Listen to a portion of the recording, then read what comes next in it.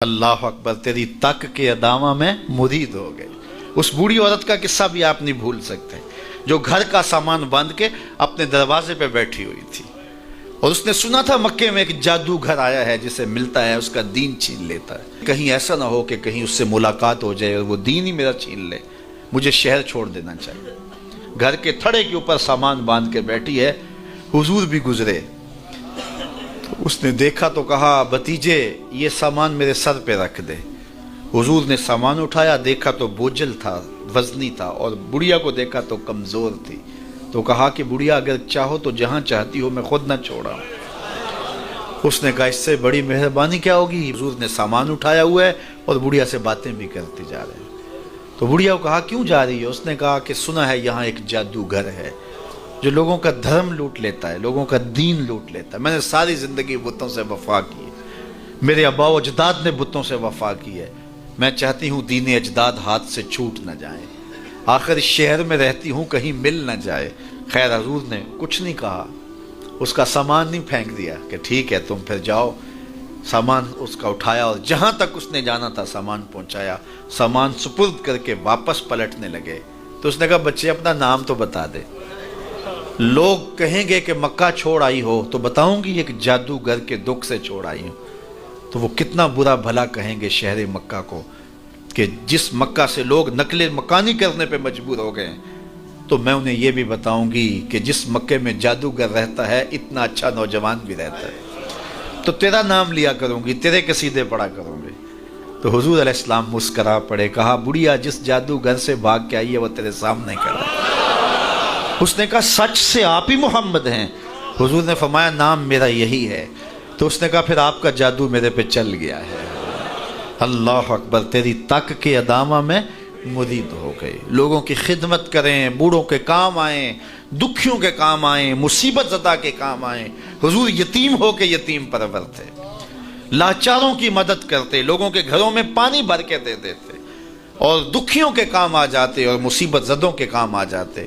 تو حضور سے پیار کرنے والوں، امت میں آپس میں حسد نہ پھیلاؤ، بغض نہ کرو، نفرتوں کے پہاڑ کھڑے نہ کرو، ایک دوسرے سے پیار کرو، جڑو، امت وحدہ بنے، اور اپنے ماحول کو، اپنی معاشرت کو ایک خوبصورت معاشرت کا رنگ دو، اور اپنی زندگی کو حضور کے نام کر دو۔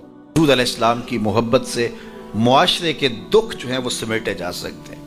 آقا کریم علیہ السلام نے محبت سے ہی معاشرت کو جو ہے وہ اپنے قریب کیا، اور لوگ ایمان کی دولت سے مالا مال ہو گئے۔ وہ ایک بچہ آیا نا اپنی ماں کے لیے لباس لینے کے لیے، اور پہلے وہ گیا اپنے چچا کے پاس، اس کی ماں بیوہ تھی اور اس کا لباس پھٹ گیا تھا، اور وہ اپنے چچا کے پاس گیا تو اس نے دتکار دیا۔ ماں نے اس کو روکا تھا بیٹا نہ جانا، لیکن اس نے کہا کہ تیرے بدن کے اوپر جو لباس ہے وہ بھی پھٹ گیا ہے اور جگہ جگہ سے جسم جھلک رہا ہے، تو میں اپنے چچا سے آپ کے لیے لباس لے کے آتا ہوں۔ پھر جو رویہ اس نے اختیار کیا تو واپس روتا ہوا آ رہا تھا، تو کسی نے راستے نے پوچھا کہ کیا ماجرا ہوا؟ اس نے کہا چچا کے پاس گیا تھا ماں کے لیے لباس لینے، اس نے تو لا کے بھیج دیا۔ اللہ اکبر۔ تو اس نے کہا کہ جا سین حرم میں محمد نام کا ایک شخص بیٹھا ہوا ہے، اگر تو اپنا دکھڑا اس کے سامنے پیش کرے تو وہ امید ہے تمہیں رد نہیں کریں گے، لیکن سن لے ان کا دین کوئی اور ہے۔ اللہ اکبر۔ اپنے ماں کے پاس آیا تو ماں کو کہا کہ چچا نے رلا کے بھیج دیا، لیکن آپ کی حالت مجھ سے دیکھی نہیں جا رہی۔ بچہ ابھی شعور کی منزلوں میں قدم رکھ رہا تھا، پہلے بہت چھوٹا تھا، اب اس کے اندر ایک جذبات تھے بچے کے اندر۔ تو ماں نے کہا کہ بیٹا نہیں ان کے پاس نہیں جانا، سنا ہے کہ جو ان سے ملے دین دھرم چھین لیتے ہیں اس کا۔ اللہ اکبر۔ تو حضور علیہ السلام کے پاس جانے سے ماں روکنے لگی، لیکن بچے نے کہا کہ امی میں پکا رہوں گا، بتوں کا وفادار رہوں گا، تم اس ٹینشن کو، اس پریشانی کو چھوڑ دو۔ اور حضور کی خدمت میں حاضر ہوا۔ حضور صحن حرم میں چادر اوڑے بیٹھے ہوئے تھے، اور جا کے کہنے لگا میں پہلے بات آپ سے کر لیتا ہوں، آپ کا دین میں نے قبول نہیں کرنا۔ حضور مسکرا کے بولے بیٹا بتاؤ کس لیے آئے ہو؟ کہا میری ماں بے لباس ہے، میں آپ سے لباس لینے آیا۔ حضور نے چادر رحمت اتار کے اس کے کندھوں پہ ڈالی۔ اللہ اکبر۔ وہ واپس آ گیا اور ماں پر حضور کی چادر اڑائی۔ اللہ اکبر۔ اور ماں نے کہا کہ بیٹے اس نے اپنا دین تو نہیں تجھے دیا؟ کہا نہ میں نے پہلے کہہ دیا تھا تیرے دین نہیں مانوں گا۔ ماں کہنے لگی پتر اس کا دین ماننا چاہیے، یہ جس نے رحمت کی چادر ہمارے سر پہ تان دی۔ کچھ لوگ کہتے ہیں جی بس میں تو اللہ کی مخلوق کی خدمت کرتا ہوں، میں تو حج بھی نہیں کیا، اس کے پیسے بھی غریبوں کو دے دیے ہیں۔ وہ تبلیغ کرتے ہیں لوگ کہ جناب قربانی کے پیسے بھی اگر غریبوں میں دے دیے جائے تو یہ زیادہ اچھا ہے، ان کی مدد ہو جائے۔ تو وہ اس خدمت خلق میں اتنا غلوف کر جاتے ہیں کہ وہ اسلام کے شعار کا مذاق اڑانے لگ جاتے ہیں، اور جو عبادت والے ہیں انہیں ہمسائے کو دیکھنے کا موقع بھی نہیں ملتا۔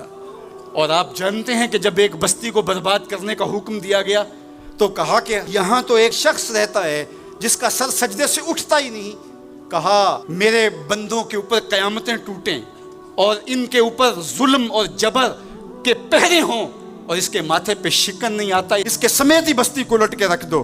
یار عبادت کرتے ہو لیکن ہمسایوں کا خیال بھی رکھو۔ میرے حضور علیہ الصلوۃ والسلام نے لعاب پھینکا نا تو صحابہ نے اپنے ہاتھوں پہ لے کے اپنے منہ پہ مل لیا۔ آپ نے عشق اور محبت کی لوک داستانیں بڑی سنی ہوں گی، لوگوں نے نہریں بھی کھودی، لوگوں نے محبوبوں کے لیے کیا کچھ نہیں کیا، لیکن آج تک آپ کو ایسا نہیں ملا ہوگا کسی محب نے محبوب کا لعاب بھی چاٹا ہو۔ کائنات میں یہ انوکھا باب ہے۔ تو حضور علیہ الصلوۃ والسلام نے فرمایا کہ تمہیں اس چیز پر کس نے ابھارا کہ میرا لعاب بھی اپنے چہروں پہ مل رہے ہو؟ تو انہوں نے کہا اللہ اور اس کے رسول کی محبت نے۔ تو میرے حضور نے اس کی نفی نہیں کی، لیکن ساتھ ہی فرمایا اگر کوئی چاہتا ہے کہ اللہ اور اس کے رسول سے محبت کرے اور اللہ اور اس کا رسول اس سے محبت کرے تو وہ ہمسایوں کے حقوق کا خیال رکھے۔ یعنی تمہارا یہ پہلو بھی، تم عاشق رسول بھی ہو لیکن ہمسایوں کا بھی تو خیال رکھو۔ تمہارے گھر پہ جھنڈا تو لگا ہے حضور کے میلاد کا، لیکن اگر ہمسایوں کے گھر میں اندھیرا ہے تو یار اپنے گھر میں اس سال اگر چراغاں نہیں کر سکے، غریب ہمسائے کا میٹر کٹ گیا اس کا بل دے دو، آمنہ کا لال زیادہ خوش ہوگا، میلاد والا رسول زیادہ خوش ہوگا۔ اس لیے دونوں پلڑے برابر رکھو، نہ تو عبادات کے زعم میں تم خدمت خلق کو اور ہمسایوں کے حقوق کو، رشتہ داروں کے حقوق کو بھول جاؤ، اور نہ یہ کہ تم خدمت خلق کے نام پہ عبادات کا مذاق اڑانے لگو۔ وَكَذَلِكَ جَعَلْنَاكُمْ أُمَّةً وَسَطًا۔ ادارت المصطفیٰ دونوں بازوؤں کے ساتھ اڑنے کی فکر رکھتا ہے، اور امت وسط کے مزاج کو لوگوں میں راسخ کرنا شروع ہوتا ہے۔ ظاہر ہے جب کبھی اس بازو پہ زور پڑے تو کبھی اس بازو پہ زور پڑے تو بازو جھکنے لگتے ہیں، تو میرا اللہ مدد کرتا ہے، نصرت دیتا ہے۔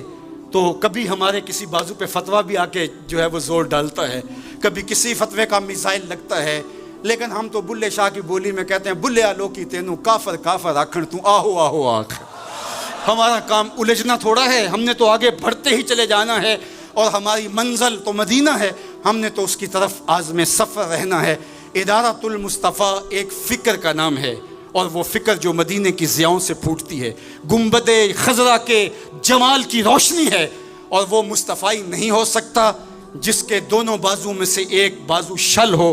حضور کی امت سے جس کو پیار نہیں ہے، حضور کی امت سے جس کو محبت نہیں ہے، حضور کی محبتوں کا کبھی بھی